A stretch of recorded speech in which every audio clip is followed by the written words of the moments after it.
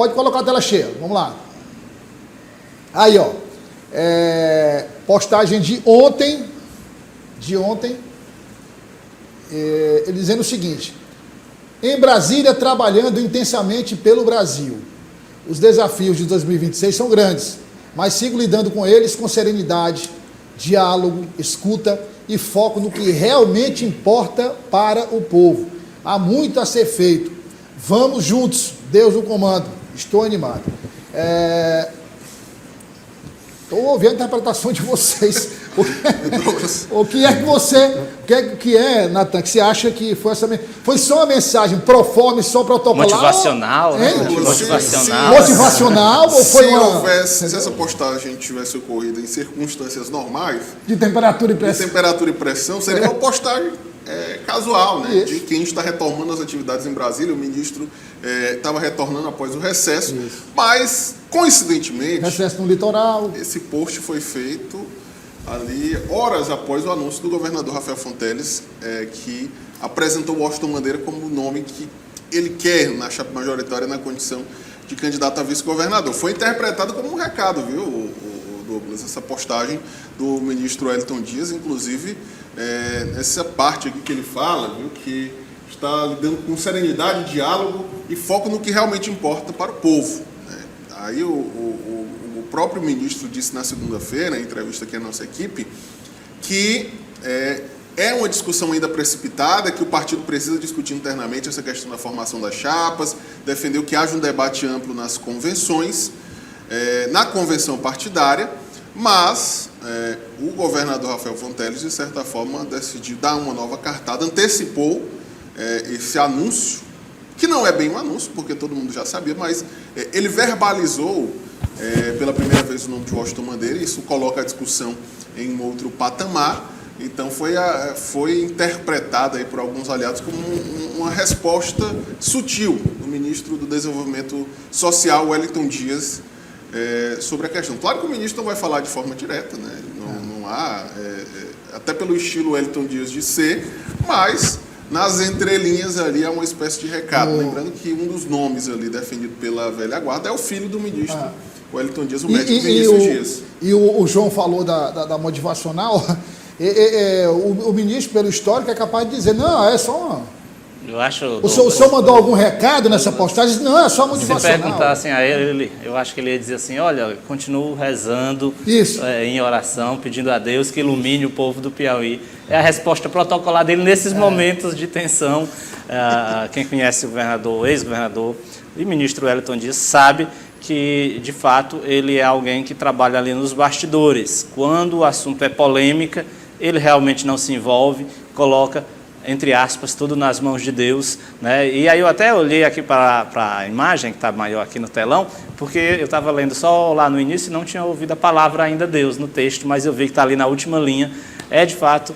Deus no comando. Deus no comando, é exatamente a resposta protocolar de Wellington Dias em momentos de polêmica. E aí, por isso que eu vou concordar aqui com o Natan, acredito que é uma mensagem realmente muito clara, né, diante desse contexto político aqui no Piauí. O Wellington Dias tem, naturalmente, interesse do filho em concorrer ao cargo de vice-governador, isso está bem evidente.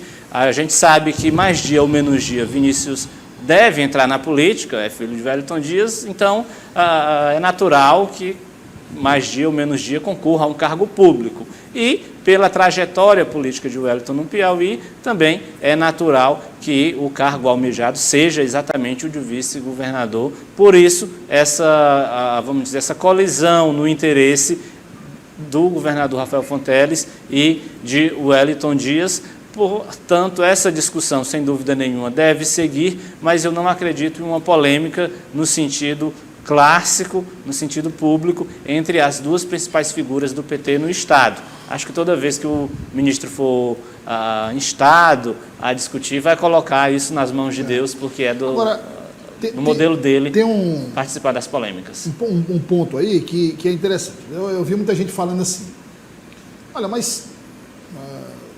será que tem um aval do ministro Wellington Dias?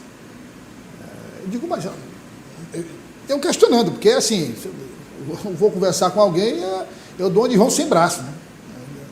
Jogo para ver que aqui a pessoa me falou assim: Douglas, você acha que o filho de Wellington Dias ia participar dessas andanças e essas postagens sem autorização dele? Se ele não quisesse realmente, não, você está fora do pleito, vai se concentrar na medicina e não se envolve, ele não se envolveria. Então tem o aval dele, né? Tem um aval dele.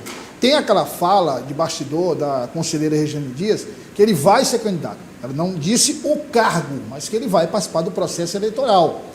Aí tem uma questão, sempre se fala, né?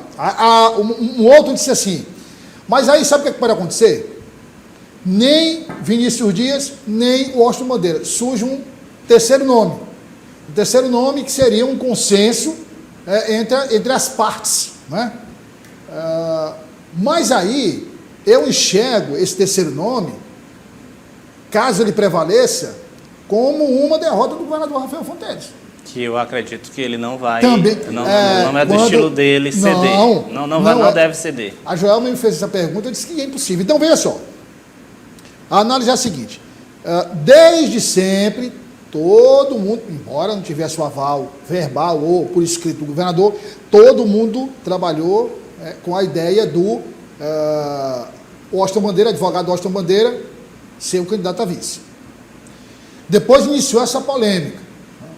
PT raiz, tem que ser ouvido, o partido tem que ser ouvido. Tem aquela fala da Regina Souza, inclusive dizendo, o governador tem uma agenda, não é assim também, ele está ouvindo, colocando panos quentes ali naquele momento. Aí surge o nome de Vinícius Dias.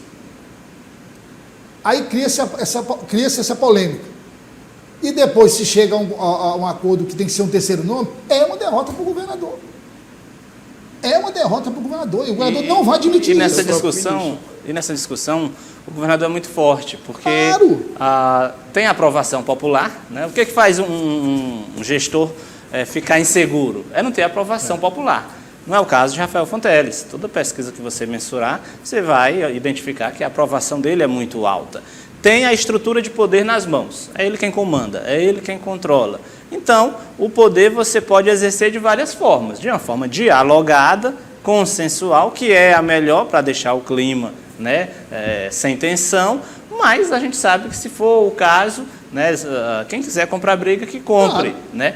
Quem tem o poder normalmente nesses momentos não abre mão de exercê-lo, e aí a gente já citou aqui, numa campanha, né, tem os deputados estaduais, tem os deputados federais que têm como prioridade também o seu projeto de reeleição. Podem até ter outros interesses, mas a prioridade de cada um, claro, é salvar a própria pele. E nesse sentido, dependem de forma muito exclusiva, né? Hoje é uma marca da nossa política, Douglas, ninguém quer fazer política pela oposição, né? Pergunte a um deputado se ele quer concorrer pela oposição. Não vai aceitar, não vai querer. De todos os eleitos na última eleição, né? Só um permanece na oposição, que é o Gustavo Neiva, né? E que permanece na oposição e até tira proveito disso, porque está no guarda-chuva de Ciro Nogueira. Exatamente. E por ser o principal líder da oposição, com certeza é respeitado por isso. Então, acredito que, vou concordar no sentido de que o governador... E o Wilson Brandão vai sair. O Aldo Gil não disputa. E o Wilson Brandão há algum tempo não faz uma postura de oposição, pelo contrário, é sempre ali muito diplomático, muito a última vez que ele se manifestou de forma veemente foi na eleição do TCE. Sim. Interferência disso. E claramente foi atingido, né? Porque foi atingido claramente. E Douglas, eu acho que também esse anúncio do governador em deixar claro que o nome dele pretenso ali para o cargo de vice é de Washington, eu acho que também não foi totalmente consolidado, até por conta das próprias falas do ministro Wellington na segunda-feira, ou seja, 24 horas antes desse anúncio do governador. Ele disse que muito há de se discutir sobre esse assunto, e até mesmo no final do ano passado, o ministro Wellington Dias disse que o Partido dos Trabalhadores não há um dono, uma única pessoa ali, de fato, que é um ditador dentro do partido dele. Ele disse que tudo ali é decidido em conjunto, tudo dentro da cúpula, do conjunto ali do grupo em si petista no estado do Piauí deve ser decidido por todos esses personagens. essas figuras que fazem o PT hoje aqui no Estado. Então, acho que esse anúncio do governador, apesar ali de estar claro esse anúncio bem que já vinha sendo trabalhado em si nos últimos dias, mas eu acho que não foi totalmente consolidado e isso sim pode, eu acho que creio, pode gerar outras reações, creio eu, por conta que o ministro Wellington Dias, o que é necessário para 2030 passa agora por 2026. E ainda o cenário político eleitoral do ministro Wellington para 2030 está um pouco ainda não totalmente esclarecido, haja visto ainda que é necessário decidir o que é feito agora durante esse ano, para quem sabe o que vai ser decidido em 2030, que eu acho que o ministro Wellington sim precisa de agora uma decisão nesse sentido para poder trabalhar lá em 2030. Tem um ponto interessante também, porque aí você pode estar em 2026, não pode não, certamente está a eleição em 2030. Está tudo interligado. Está tudo interligado, porque em 2030 nós temos uma vaga para o Senado. E seria o Wellington contra Rafael. E aí vai ser o quê?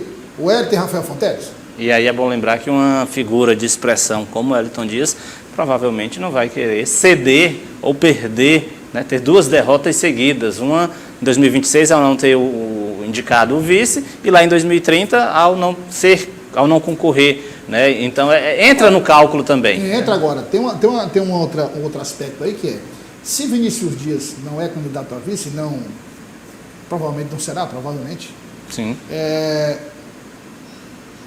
Se busca uma compensação. Na política é assim, se busca uma compensação. Que compensação seria essa? 2030? Deputado estadual? Não. Eu acho que não é um interesse.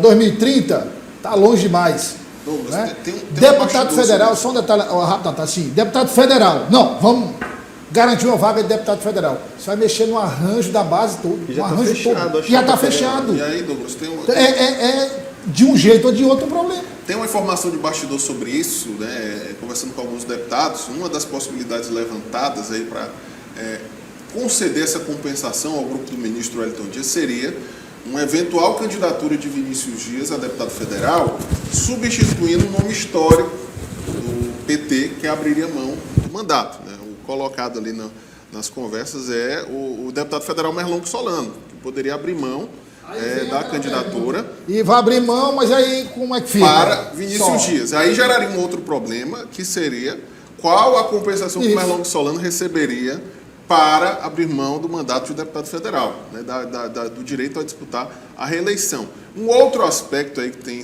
vem sendo colocado seria a possibilidade do hoje pré-candidato a deputado federal Zé Santana assumir uma vaga no Tribunal de Contas do Estado, novamente. Que já era uma equação que ele foi incluído antes. A vaga, por exemplo, de Regiane Dias era para... Então foi colocada essa possibilidade também dos bastidores, e aí ele abriria espaço para uma candidatura a deputado federal de Vinícius Dias. Acontece que, pela idade, né, entre os conselheiros do Tribunal de Contas do Estado, o conselheiro que tem ali uma maior... está mais perto, né, da aposentadoria, digamos assim, por idade, né, é o conselheiro Kleber Eulalio, que é pai do presidente da Assembleia Legislativa, Severo Eulalio. E aí, nos bastidores também, já se coloca que Severo Eulalio teria interesse em se tornar conselheiro do Tribunal de Contas do Estado ao encerrar a sua passagem pela presidência da Assembleia Legislativa. Ele deve ser reconduzido, né, à presidência da Assembleia no primeiro biênio da próxima legislatura e seria um caminho natural a ida para o TCE. Então, é uma equação, Douglas, que ao movimentar uma peça, você movimenta várias outras e acaba não fechando um ciclo completo. Né? Sempre vai ficar uma peça solta. Eu não duvido que queiram levar essa discussão até para a presidência da Assembleia também. Que envolvam de uma forma ou de outra. O que for espaço de poder está aí para ser disputado. Claro.